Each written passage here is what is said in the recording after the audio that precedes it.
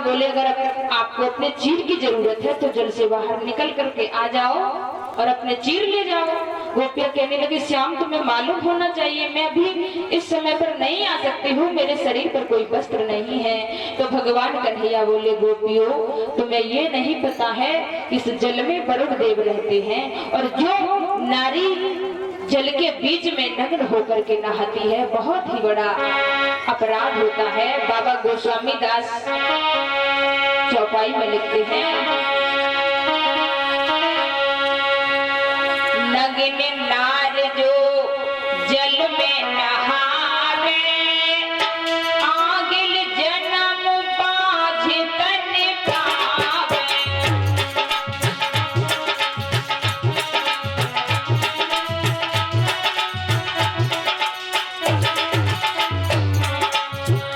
जो स्त्री जल के बीच में नग्न होकर के नहाती ऐसी स्त्री को अगले जन्म में संतान की प्राप्ति नहीं होती है, ये मालूम होना चाहिए। और नगी नहीं बहावे नगी नहीं सोवे घर की संपत्ति पल में खोवे।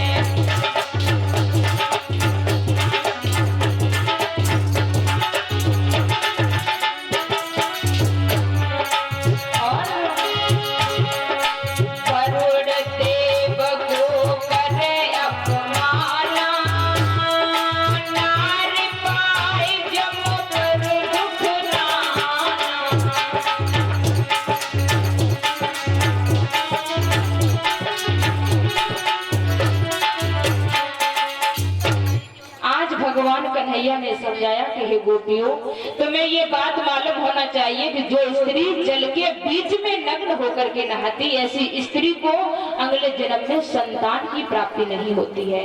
जो स्त्री सेज पर नग्न होकर के सोती है और जो जल में नग्न नहाती है ऐसी स्त्री के यहाँ पर संपत्ति नहीं रुकती है, ये दुनिया के माने हुए कंगाल होती है। और जो स्त्री नग्न होकर के जल में नहाती है वरुण देव का अपमान करती है, भगवान के यहाँ पर इसे बहुत कष्ट दिए जाते हैं, इसे नरक योनि मिलती है। इसलिए दोबारा गलती मत करना और तुमने ये बहुत बड़ी भूल की है। तुम इसी वक्त जल से निकलो, सूर्य भगवान को प्रणाम करो और अपनी गलती की क्षमा मांगो, उसके बाद में अपने वस्त्र ले लो। उसी समय पर नग्न अवस्था में गोपियां जल से बाहर निकल के आई हैं, सूर्य भगवान को प्रणाम किया है और पुनः अपने वस्त्रों को वापस लिया है। उसके बाद में वस्त्रों को लिया तब गोपियों ने हाथ जोड़े कि प्रभु आज तुमने मेरी इच्छा को पूर्ण किया है, जिस तरीके से ये मेरी सारी इच्छाओं को पूर्ण करते हो प्रभु, मेरी हार्दिक इच्छा है, बहुत ही इच्छा है कि तुम मेरे साथ में महाराज करो, मेरे साथ में नृत्य करो, मेरे साथ में नाचो, ये मेरे दिल की बहुत ही इच्छा है। उसी समय पर ललिता कहने लगी श्याम हाँ इस इच्छा को जरूर पूरी करना और सुनो क्या करेंगे जब तुम महाराज करोगे।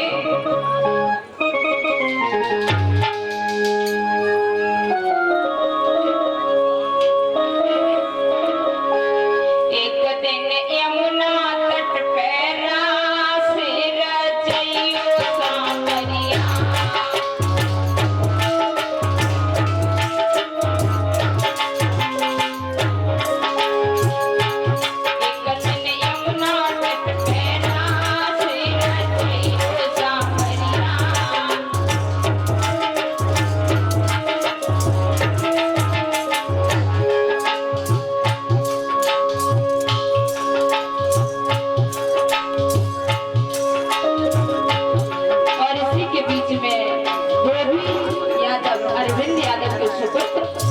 पुष्पों का हार पहना करके सम्मानित करते हैं।